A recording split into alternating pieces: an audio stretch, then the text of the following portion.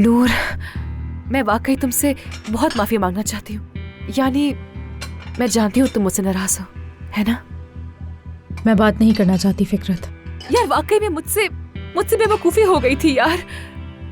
यानी पता नहीं मैं कैसे भूल गई, मुझे नहीं मालूम। तुम मेरी वजह से अली से लड़ाई भी करोगी, लेकिन उसका वाकई कोई कसूर नहीं। उसका वकील बनने की जरूरत नहीं, वो खुद अपना दिफा अच्छी तरह कर लेता है, तुम फिक्र मत करो। अच्छा यार, लेकिन तुम मुझसे भी तो नाराज हो ना। जाहिर है नाराजगी बनती है, जानती हूँ, लेकिन तुम अब जाकर उस पर ज्यादा दबाव मत डालना। वो पहले ही बहुत परेशान है। कितना परेशान है?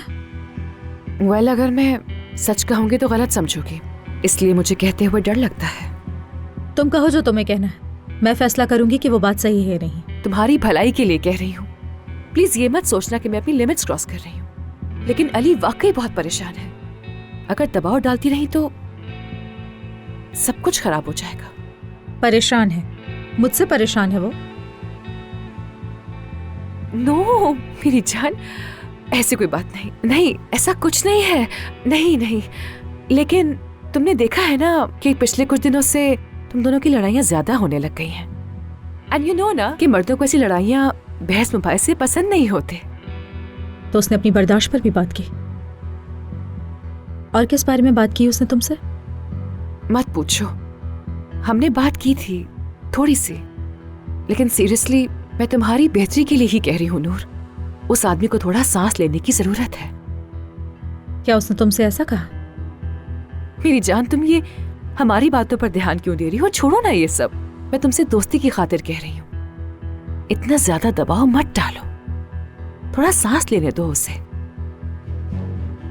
ये भी अली ने कहा है तुमसे?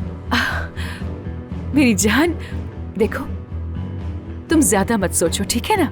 अक्सर ऐसे हालात पैदा हो जाते हैं, रिलेशनशिप में तो ऐसा होता ही रहता है। और भूलना मत, मैं हमेशा तुम्हारी साइड हूँ। Good night.